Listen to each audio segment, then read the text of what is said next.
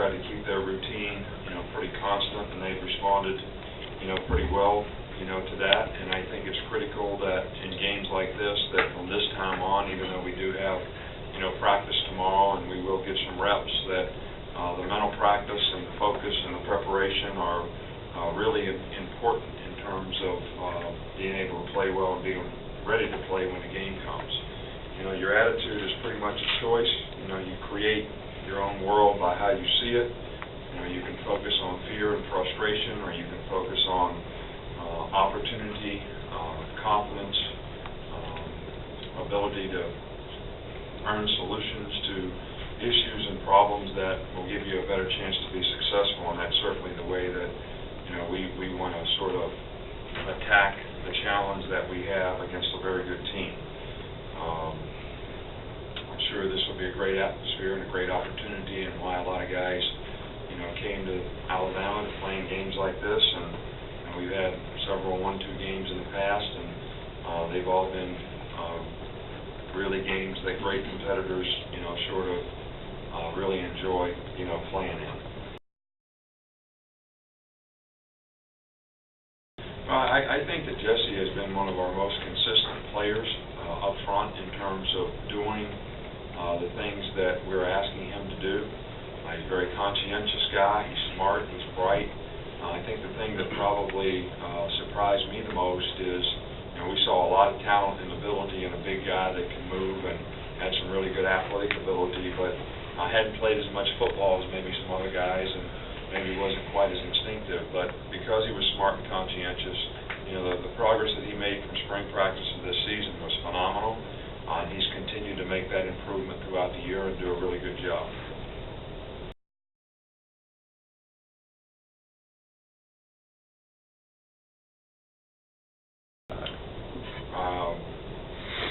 I don't think there's anything to explain.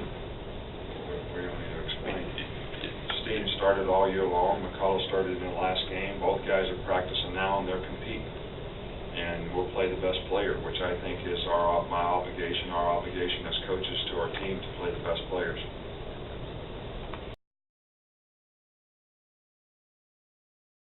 He's an outstanding player and has really had good production this year and really hurt us last year. But we made a lot of mental errors in the game and busted on some things that not to take anything away from their execution, but certainly didn't put ourselves in a position where we could make some plays that we should have had an opportunity to be in a better position to make. So, and that's going to be a key. Explosive plays and turnovers will be, really critical, in this game. They made a couple last year that really, changed the game, like about a 65-yard touchdown and a couple other big plays that kept the ball at the end of the game when we didn't get it back when it was 24-21 and on 3rd down and 13. So, and made some big plays on 4th and 2. They made the plays in the game that you need to make to have success in a close game, and that's going to be critical in each game that good teams like this play. Well, I think that, you're talking about two guys that, first of all, are great people, extremely intelligent, going to be very, very successful, in life, at whatever they choose to do. And they love playing football. They're kind of football junkies. They like to watch film. They like to prepare. They probably understand what they're supposed to do as well as the coaches.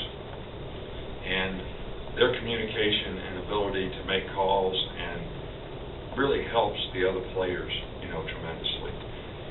And I think that you have to have, sort of a combination of those kind of guys, especially in the offensive line. Where playing intelligently is very, very important to being successful. Whether you can block a guy or not, if you don't block the right guy, it doesn't do you much good. And I think those two guys help us block the right guys. We can't always block them, but they help us block the right guys, and I think that helps, our consistency in our play. And those guys have been staples for 2 or 3 years now, and I think our offensive line has really sort of always overachieved a little bit, probably because of that.